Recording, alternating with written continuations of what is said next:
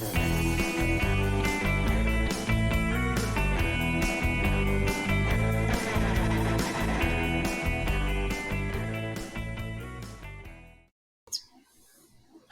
and welcome back to the Podcast Records. I'm Adam Aragon, and I am right behind you. I'm Matlock Zumsteg, and I'm beside your grandmother. Hi, I'm Stephen Thomas, and I'm in your face. I'm Joe Kroll, and I'm inside your grandmother. Whoa. Oh, Wow. hey. Oh. Well, we got to work on our What ordering about guys there, like folks. you? Is she holding the camera right now? Kind just of. like- It takes a lot of duct tape and care. This is what I'll tell you when you're older. Much, much older. the Joe Gilf VR porn POV is. You're looking at it right now. That's, yeah. Today's topic of the show is fast and loose. Yeah, we have a lack of topics and agendas, so we've decided to devolve into poop humor. And, first thing on our docket, Matlock. Disclaimer, apparently they want to talk about Dookie today. So if you're not into that, maybe skip the episode. I don't know where it's going to go from here. All I know is when I brought up that I was late because I was still going to the bathroom, they decided to make that the topic of the entire episode. So you're welcome. Thank my colon for the topics of this episode, and let's get Today's to it, episode gentlemen. is sponsored by shit. That's colon content for you folks. The old CC. Get it started. All right. We are going to talk about something else, though, right? Yeah, we are. Okay, good. So for those of you, that was a joke, I think. I don't know. Oh, no. We're going to talk about poop quite a bit. But before we do that... One of us is really into it, and we're not going to tell you who. So I had to explain this earlier, so I'll bring it up again for the show here, is someone made a joke a while ago that Instagram is for pedophiles. And I had never heard that. I was just like, weird, okay. That was the joke? They just said that, and that was like the setup it was and on the the tail punchline? end of something else, but like it was just mentioned as if like we all know this type of thing. And I was just honestly confused. I was like, I had never noticed that, but okay, I guess, whatever. And then sure enough... milk is for pedophiles. Well, I know. Well, sure enough, I go on Instagram like a week later, and I do notice like some like absurdly young girl like prancing around like all the other hot girl videos. And I'm like, she looks way too young. Mm-hmm. My theory is that, like, you know how your phone always hears you, so if you talk about, like, cat food, suddenly you're going to see ads for cat food? My theory is that my phone heard the joke and then, like, brought up that well. Well, it's a little disturbing that an algorithm does that, too, right? Like, because there's the algorithms are designed... to bring up. Yeah, it's designed to be like, related content. And so the algorithm... But... Yeah. Anyway, I just wanted to confirm that apparently Instagram is for pedophiles, and it's disturbing. Like a lot of them are these girls like who say that they're managed by their parents, like as models. And I don't know what's more disturbing, that there's like young people acting very inappropriately on Instagram, or that their parents are producing it. Yeah. Well, back in the old days, in order to commodify your kid, you had to go to like some other person to get that done. But now you can just do it yourself. You had to know a guy who used to live in a garage. Yeah, or like, live in Van Nuys and know a guy who knows a person. Yeah, but it reminds me of like the YouTube family shows. Weren't we talking about that at the last podcast? Like so you were talking about how families like playing video games with their kids, but being like high out of their mind, or exactly, taking advantage of their children. Yeah, and you know, there's articles out there about some families like after the kids have grown up a little bit, and they're like, yeah, it was kind of rough actually because my parents were just constantly trying to document real emotion. And so like real emotions and real instances and stuff like that. And it got to the point where it was like hard to have a real emotion without having this instinct to like, we need to document it. We need to set this up, Well, also like important moments will happen. And then that like, damn it, we didn't film it. Okay, have him do his first steps again. Let's all act like we didn't do it. And then, honey, you're really sad and you're crying, but can you punch it up a little? Okay, we'll go again. Punch it right. up a little. I was gonna say, isn't this like the continuation of like like everyone watches a concert now through their phone, right? Like anything important or interesting happening to you immediately becomes through the lens of your phone, and it's like one of the they say it's like just a product of the generation of people growing up with smartphones. Is that they're kind of taught, I guess, like from older generation or from whatever, that everything is documentable, TikTokable, That's why I wrote my hit song. That's why I wrote my hit song, "Point Your Phone at the Rainbow," because there was a rainbow one day. We were in the Oliver's supermarket parking lot, and there was a rainbow. We pull into the parking lot, and there's like 6 different fucking people all sitting next to their cars, going ah. And so it's like, point your phone at the rainbow. Everybody look, it's a rainbow. Point your phone at the rainbow. Don't enjoy it with your eyes. Yeah. Well, I think so. So a pop star just got in trouble for doing a concert where she stopped and like called out people like taking selfies and things like that. Like they were clear, they were not only like on their phone, but they were on their phone being like incredibly self-absorbed and like, look at me during a concert. And so like on the one hand, like a pop star or an artist stopping it and calling that out and going like, that's BS. To me, that makes 100% sense. To a lot of people, it pisses them off because they're like, oh, let people do whatever they want to do. And, people are on their phones. They're always going to be on their phones. And I honestly don't know like which way to land in this argument. Yeah, I mean, I think the people that are for it are kind of treating art like it's just a fucking trip to the fucking restaurant, Like, oh, my performance to you is just like a background for your fucking selfie. Go fuck yourself. Not everyone has the Stephen Thomas epiphany. I'm just pissed. I have a story about phones at concerts. This was before selfies and smartphones, but my tripping balls at a payphone. It was a grainy video on a Palm Pilot in black and white. Tripping balls at a payphone. Way too many shrooms. Sorry. Anyway, do tell. Yeah, so my parents were at a Lisa Loeb concert. I'm not sure if you remember Lisa Loeb. She had the hit song "Stay" in the 90s. I've always heard Loeb, just Lisa Loeb. Is that? It's got an E in it. I pronounce it Loeb. Anyway, so they were at a concert of hers, and they were excited because they knew I was a big fan of her, and they weren't necessarily, but they were there. So my mom called me on her flip phone from the audience, and I was delivering pizza at the time. And she told me, oh, Matlock, guess who we're watching on stage? And then she goes, huh? Matlock. It's my son. Who are you talking to? And I'm like, what, Mom? What's going on? And I think I could hear Lisa Loeb over the concert, over the phone going like, oh, who are you talking to? Oh, your son? Yeah, he's a big fan. And she's like, okay, well, I'll play this next song for Matlock. And then this whole show's about you now. That's incredibly kind. And so I'm like on the cell phone with a pizza in my hand, walking to someone's door, and I hand them the pizza, and I'm like, Lisa Loeb is playing a song just for me. And they're like, you're not getting a better tip. Yeah, right. Fuck you. But yeah, so there was an instance of an entertainer, and this was obviously, I don't know. I guess it depends on the entertainer and the situation, but maybe she recognized my mom was older, and then when she asked, like, I don't know, like, what would have happened if she'd been like, who are you on the phone with? And she's like, my tax consultant.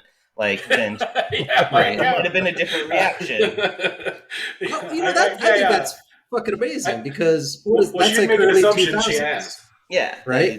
It was late 90s probably even. So from what I remember from that era, being on your cell phone in public was fucking dude. It's a power move. You were an asshole. Like you answered your phone like in public, people would just be like, it's still kind of that way since everyone texts, but yeah. Mm-hmm. I don't know. I see people talking on the phone all the time now, and nobody seems to be. But I just remember that back in the day, that was like a huge faux pas. You like, oh, he just ruined the moment for all of us here at dinner. But I did have an actual concert experience thing myself. Was I think it was the first or maybe second time I saw Cake in concert. One of my favorite bands of all time, Cake. Love it. I have so many of their songs memorized. Big fan of Cake. And I saw them live, and they did the same thing. They got very upset at the people on their phones, and they like stopped the show. God, it must have been 2 or 3 times. The lead singer went on like a rant about it. Like he was pissed. I think he kicked the phone out of some dude's hand at some point. Damn. I'm picturing him like, because he's racing and facing, and what the fuck are you doing there? Who do you think he's you are? Going to the phone? It must be important. Could you hang up now? Cake's awesome. Do you remember? Were you there when JW opened for them? Oh yeah, he didn't open for them so much as sneak on and pretend he was opening. Let me tell the story. So like I took the day off from a coffee shop I was working at to go and see Cake at the fairgrounds, the local fairgrounds they were performing at. And I was so excited. I really liked Cake. And Adam and I have this friend from way back when, and he's always been really egregious and outgoing. I don't know if egregious is the right word. He's like I think it works. He gets what he wants. He's like very street savvy, and he's very good at charming people and getting what he wants. And big lovable ass talker. Yeah. Regardless, I'm sitting in the audience, and then he comes out on stage, and he goes, "Hey everybody, my name's JW. I'm going to do some raps for you real quick." And he like does like 5 minutes of like freestyle rap, and then he's like, "And now everybody, here's Cake." And Cake comes out, and like Jay was like a local. He's not a celebrity. Like he doesn't have an act that like you pull him on stage or book him for. Yeah, so, he like, wasn't booked in any sense. Yeah, and so like a week later, I'm like, I see him, and I'm like, Jay, how the fuck did you open for Cake? And he was like, "Oh, it was easy. I walked past security, and they said, 'Oh, are you supposed to be back here?' And I said, 'Yeah.' And so they let me back there. And then I had some beers, and I sat down with Cake, and I was like, 'Hey, do you mind if I open for you guys?' And they were like, 'Yeah, sure.' And we don't care. We're at a county fair. We do not care. Right. Yeah, that could be it. It could be black security. It was like a perfect storm of like nobody giving a shit and him just walking in to where he wanted to be and then just saying, "Hey, I want to be here," and charming the pants off of Cake. So, actually, Jay and I had done that at several concerts and venues and stuff. We actually we got into a couple shows a few times by Liberace, Neil Diamond. Yeah, only the greats. And we'd walk up to like where the roadies are all loading equipment, and we just like grab an extension cord or a speaker or something like that, and just like join the file of people going in. And like it worked like half a dozen times where you grab some piece of equipment and help people carry it. And it's no great one questions you if you're carrying an extension cord or a speaker or whatever. If you have a lanyard, works. If you can just buy a lanyard at the Dollar store and put like put your photo in a little, it's just a photo. Doesn't have to be a card or anything too. Just like a photo of yourself. It says all access under your photo. All picture of you with your mom. It's a married couple that was the picture bought in the frame. Yeah, the picture in the lanyard was of a married couple. Just the one from the picture frame automatically, and you just snip it out. Sorry, Dan and Susan have given me permission to be here. All access. Yeah, I did that. I mean, sure, I got tased, but otherwise, they didn't care. I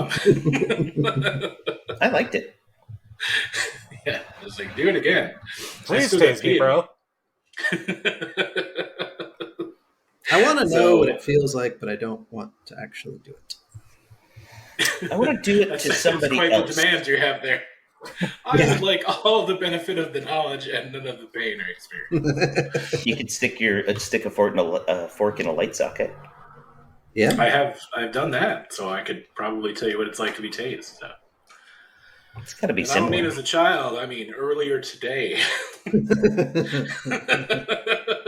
Doesn't Kyle MacLachlan do that in the remake of Twin Peaks? Yeah, he does it to come back to himself or whatever. Yeah. Did you watch season 3 of Twin Peaks, Stephen? Oh, it was amazing. I loved it. Oh, thank God! I thought it was the only one. It was much more of a comedy than I thought it would be. I laughed a whole lot more at that. Oh my God, I thought I would. Yeah.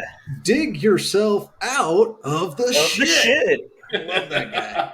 Get yourself a golden shovel. Yeah. No, Matlock brought it up a couple times, but like my favorite part is when he's still like acting like Kyle MacLachlan is like kind of still being like a man child, but he doesn't Dougie. Yeah, Dougie. Dougie. He Yeah, doesn't with the green understand things. coat.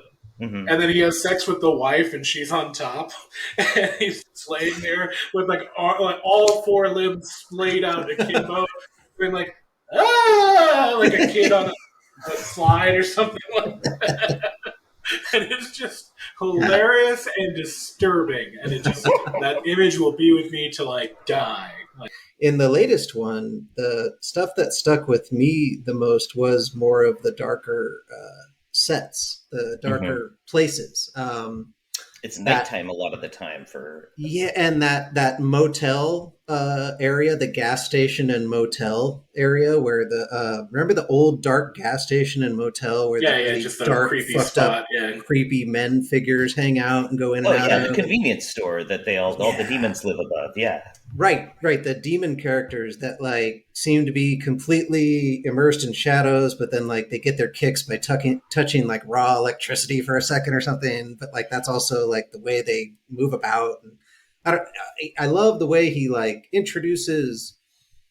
He kind of just introduces like the seed of like little concepts and then allows you to kind of run with it in your mind, you know? Yeah, like, you go ahead and you put the pieces together. Here's everything you need to play with for your brain to play with, but I'm not going to give you any answers specifically. Which is exactly what I want. Yeah, exactly. Because I'm tired some of getting people hate shit spelled out for me all the fucking time, and now, just being, yeah. On the opposite end, there will be like art films that end ambiguously, where you're like, oh, well, what happens to the characters, or there will be some vagary where it's like you figure it out.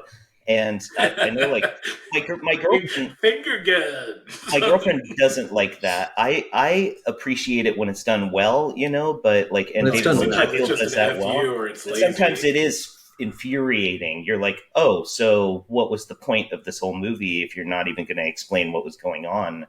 And you should know by the end of the movie what was happening, unless it's a David Lynch film. And even then, like, you feel closure with Twin Peaks, even though there's all these loose ends. Like, nothing feels like, oh man, I wish they'd gone more into this one thing. It's more like, oh, I'm glad I can go into that in my own head. Yeah. Joe, what do you feel about Twin Peaks, since you haven't said a word, and I'm guessing you haven't? I haven't seen a single episode of it. Okay. What do you think? So, what do you think? I think I like the part that Stephen was talking about dark people that transfer themselves through electricity. Mm-hmm. That part I'm sold on. Okay. So you can watch it now? Yeah, Matlock talked me into it, and honestly, like, I wasn't that jazzed about it. I do like David Lynch, actually, but I just didn't like the idea of like a soap opera of any type. And it is kind of soap opera-esque.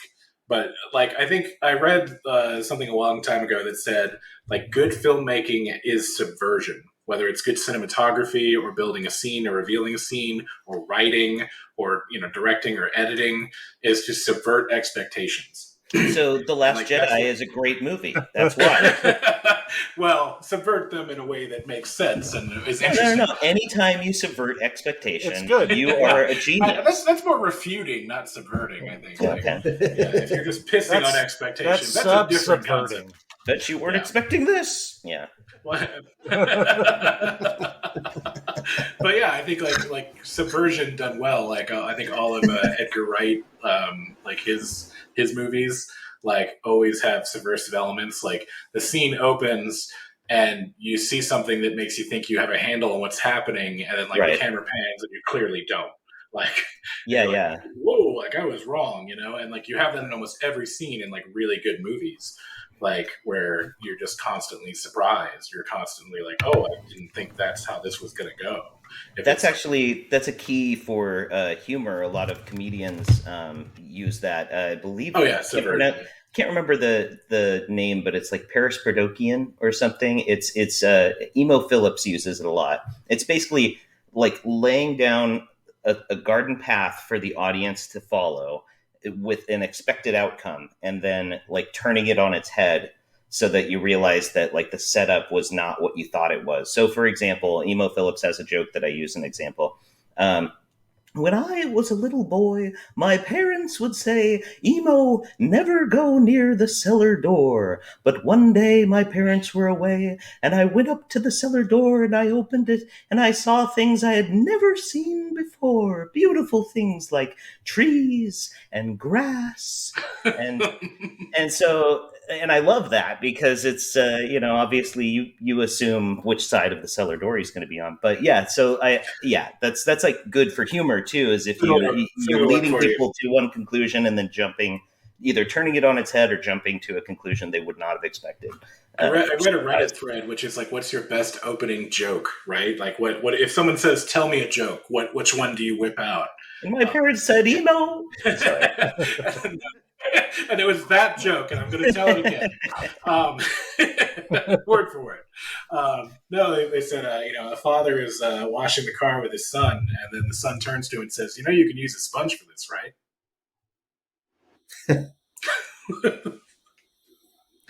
I got it. I just got it. I got it.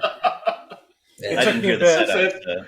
I don't listen to Adam, so I don't know. Did he make a joke? Don't. I'll just cut my audio out of the podcast. Adam actually gave me advice one time. He said, trust me, you should apologize. He gave me advice one time. He said, well, if you can't think of anything funny to say, just say big floppy donkey dick. And I was like, that's good advice. Mm-hmm. And so I was in my first meeting after having gotten promoted to a new position, and a couple different bosses were in there, and then my coworkers were in there. Yeah. And it's a group that I'm pretty comfortable with. It's like, I'm not trying to impress anybody. Go on.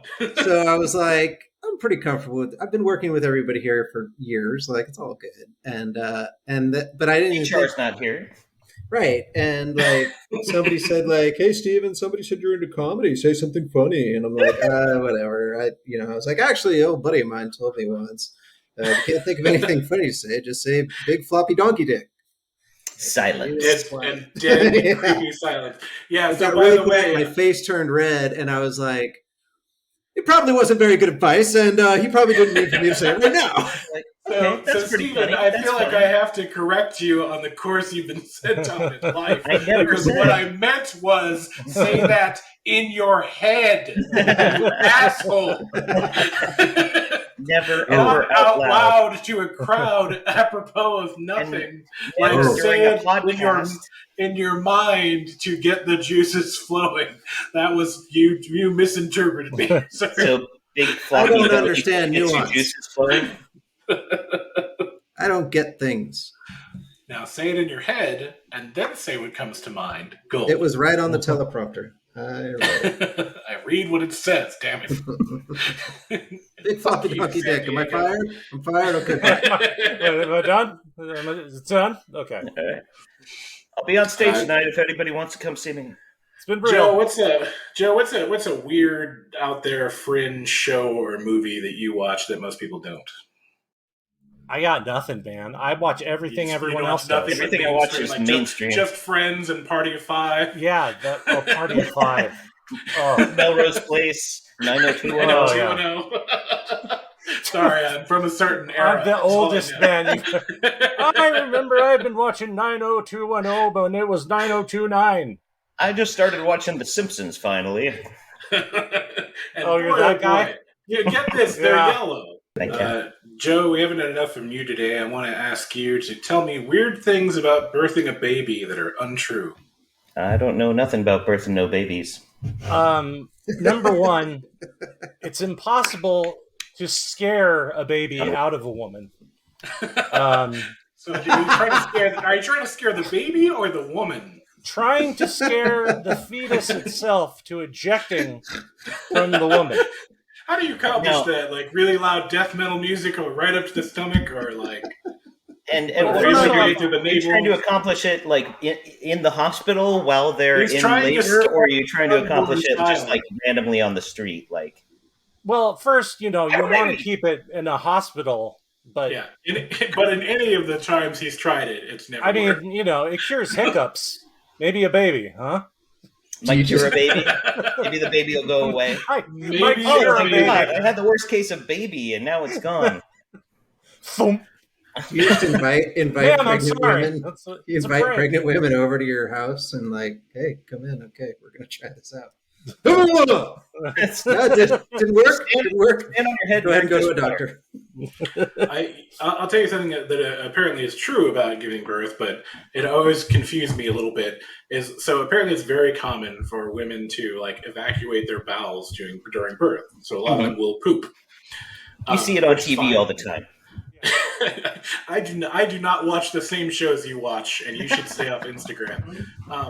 But Baby Mudslide, that's the show. Well, I'm just wondering, like, what does the process look like in the middle of like a tense, horrendous situation with screaming and pain? Suddenly, like, there's a turd. Right? Do you just catch it in a bucket? Do you like move her and fix it? Like, how do you deal with that? Well, my suggestion to you, Adam, is have a baby with your wife, take a video camera, and film it. Let the whole world know this is how it goes down. Or just go to the pregnancy ward and ask if you can film it. I think just ask random people to film their birth. I think it's a lot today. Did she have a lot of food before this? Corn fiber. Do you have any? It's a matter of importance. Like, something's dropping from this woman. What do you want to catch? The turd or the baby? Right. Yeah. Well, that's what I mean. So, like, does the shit go on the floor and you're going to step in it and probably slip goes or on something? the tarp. They have tarps, right? Yeah, I guess. Like, that's like, there's a child involved. Like, they're delicate, right? You don't want to like rub them in poop the second they're out. Like, well, and plus, as long as they're not giving birth on their stomach, then that shouldn't be an issue either. Because if they're both coming out at the same time. Oh yeah, huh? That's a thing. That's something I didn't need to think about. Wow. With someone giving birth in reverse, baby with a long, in the classically agreed "don't do this" position. I mean, like if you're doing it, I don't know if anybody's ever tried. Let's try it. Let's see what happens. I'm gonna do a handstand, and I want you to help me just deal with what comes. Well, I took myself out of the last 5 minutes of the podcast in interest of saving my marriage. So, Did you talk say all you want about the female reproductive system? I know nothing. Tell us all about your marriage and why you need to save it. I will tell you what happens when you have a baby and the baby's very first poop outside of the womb is fascinating. Back to poop, thank God. You can play with it for hours. It looks like black volcanic glass. I swear. Like do you the remember very first time the baby pooped, the nurse was like, "Wow, it's a lot." And I was like, I want to see. It's my boy. And I looked and I was like, whoa. I like freaked out because it was like black. Like I've never seen poop so black. It looked like an energy source or something. And you could have like you could power a city off this. I swear. Crystal. Almost, yes. It almost had like a rainbowy sheen to the blackness or whatever. It pulled in the light around it. I remember like I instantly went into like figure it out mode and like I looked at the nurse and was like, is this because he's been inside the tummy the whole time and it's just totally dark and there's no light and so maybe that's why? And she's like, sir, calm down. First off, tummy. Let's stop at tummy. This color black, it's so dark. Can I patent it? Is it something that can be patented? Like no light escapes. I'm going to paint the doghouse with this. It was fascinating. I've never seen a poop like that before. Ever since the dog has just been slamming into the wall, by the way. I kind of want to hang this on this wall. Once you take away their depth perception, who's the lesser animal now? It's our first work of art as a human, is our first poop. That's right. and your son came out and just Van Gogh'd all over me. Hopefully that's not where he peaks. What if that's just your kid? Like every other kid is normal, and yours just had like a dark crystal moment there. That's I haven't even like corroborated the story, so yeah, you might be right. You should have leaned over to that nurse and been like, "Jesus Christ, the gypsy was right." Just look dead. I told you the curse is real. So it's true. I told you the gypsy didn't lie. Looks like he's going to have to live up to the prophecy after all, eh? What the? You know what I'm saying, right? You know what I'm saying, right? right? Where you Well, I going? guess we can expect Pardon me, him to nurse. sprout wings. Yes. The way no. is open. Hello. This inspires my next scene, which is a little bit of a scenes from a hack, so everyone can just jump in and give their own example of what you don't want to hear from a doctor during birth. Stop! Put it back! Undo! Oh, she's shitting. She's shitting. What do I do with the boob? What do I do? Go into the light. The poop's in my hair. Oh dear God, we're gonna need a veterinarian. Well, it's a slippery one. This guy's slippery. We gotta run. What do you mean an epidural? Just hit her with the needle.